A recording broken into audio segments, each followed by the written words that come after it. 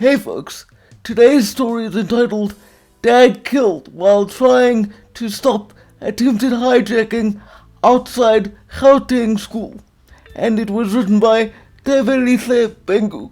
A parent was shot and killed on Tuesday afternoon while trying to intervene during an attempted hijacking, the Gauteng Education Department said.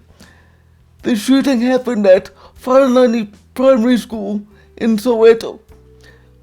Just for the sake of interest, Soweto is one of South Africa's oldest and largest townships. It's just outside Johannesburg. Department spokesperson Steve Mabona said pupils witnessed the incident, which took place at the school's main gate.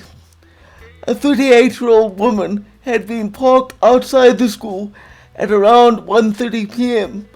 when three men pounced on her and demanded her car keys, said police spokesperson Colonel Mavela Masondo. It is alleged that the man who witnessed the hijacking tried to intervene and the suspects shot at him.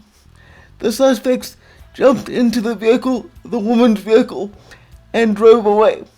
The man was certified dead on the scene, said Masondo, which points to an error in the article, because if they indeed got into the vehicle and drove away, then the hijacking wasn't attempted, it was in fact successful.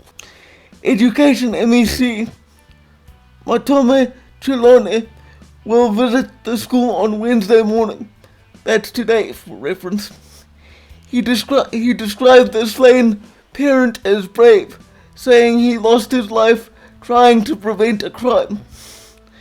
He said the department would provide psychological support to pupils and staff who may be traumatized by the incident.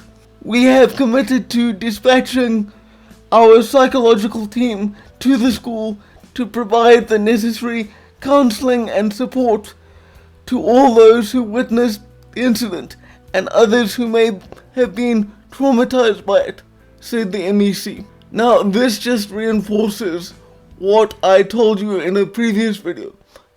Nowhere in South Africa is safe. In a place that you would consider civilized, you wouldn't expect that in broad daylight, outside a school where there are children, you wouldn't expect criminals to target that place and that time specifically. But the reason that the hijackers probably did this at this time is that it's around the time that parents would be arriving at the school to fetch their children after the day's lessons had been completed. Something you should know about South African hijackers is that in cases like these, it's very seldom just random criminals looking to get a car for a joyride. South African hijackers steal cars for one of two reasons, generally speaking. Either they want a clean vehicle that they can use in the further commission of crimes, or they work for an organized hijacking syndicate. And hijackers that work for syndicates, how they operate is that their bosses give them lists of particular vehicles to steal, which are then taken and driven across the border to other African nations to sell on the open market. When criminals execute people like this, because make no mistake, that's what this was an execution, they feel no remorse, no compunctions about killing, none of that. Criminals in prison have been interviewed about whether they felt any guilt about hurting or killing people while committing crimes.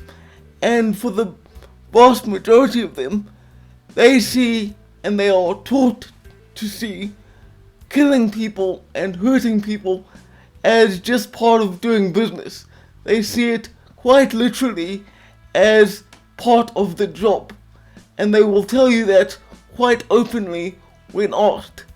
It's not something they're ashamed of.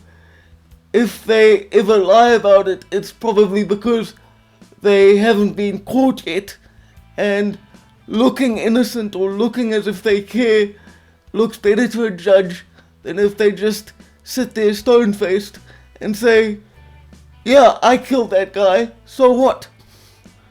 So this is the society that we live in.